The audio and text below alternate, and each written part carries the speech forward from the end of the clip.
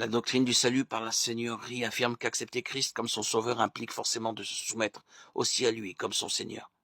C'est le contraire de l'idée selon laquelle le salut n'est que l'acceptation d'un certain nombre de faits. L'appel à la foi de l'Évangile présuppose la repentance et la soumission des pécheurs à l'autorité de Christ. Autrement dit, un pécheur qui refuse de se repentir n'est pas sauvé, parce qu'il ne peut s'attacher à la foi, au péché et au Sauveur. Un pécheur qui rejette l'autorité de Christ dans sa vie n'a pas la foi qui sauve, car celle-ci implique de s'abandonner à lui. L'Évangile exige donc plus qu'une décision intellectuelle ou une prière.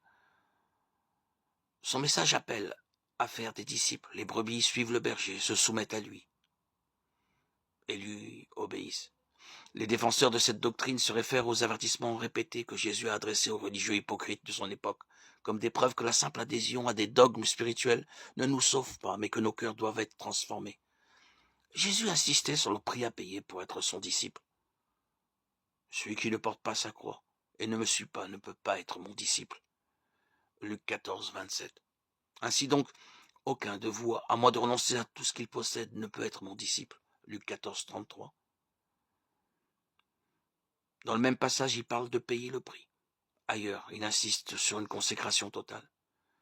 Celui qui met la main à la charrue et regarde en arrière n'est pas fait pour le royaume de Dieu. Luc 9, 62.